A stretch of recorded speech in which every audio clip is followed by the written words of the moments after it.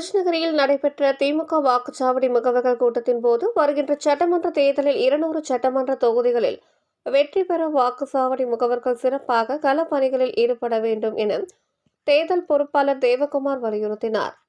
கிருஷ்ணகிரி கிழக்கு ஒன்றியத்திற்கு உட்பட்ட கிருஷ்ணகிரி நகரம் மற்றும் கிழக்கு மற்றும் மேற்கு ஒன்றியத்திற்கு உட்பட்ட காட்டிநாயனப்பள்ளி மற்றும் காமராஜர் நகரில் 2026 நடைபெற உள்ள சட்டமன்ற தொகுதியில் பணிபுரியும் வாக்குச்சாவடி முகவர்களின் ஆலோசனை கூட்டம் நடைபெற்றது.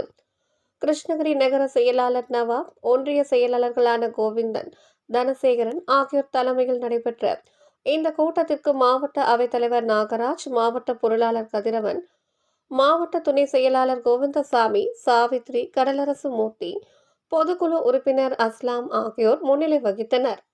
மேலும் இந்த கூட்டத்திற்கு சிறப்பு அழைப்பாளராக திருப்பத்தூர் மாவட்ட வழக்கறிஞர் அணி அமைப்பாளரும் கிருஷ்ணகிரி தொகுதி பொறுப்பாளருமான தேவகுமார் கலந்து கொண்டு 2026 நடைபெற உள்ள சட்டமன்ற தேர்தலின் போது வாக்குச்சாவடி முகவர்கள் எவ்வாறு செயல்பட வேண்டும் என்பது குறித்து சிறப்புரை ஆற்றினார்.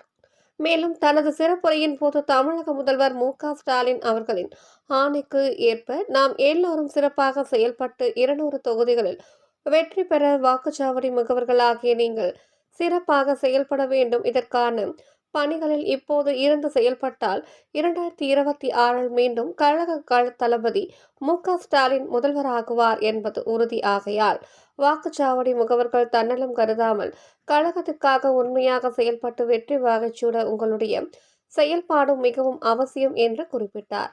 அப்போது திமுக நிர்வாகிகளான ஷபீர் அகமது, ஆனந்தன், வள்ளி மற்றும் ஊராட்சி மன்ற தலைவர்களான ராஜா, வெங்கடேசன் உள்ளிட்ட ஏராளமானவர்கள் கலந்து கொண்டனர்.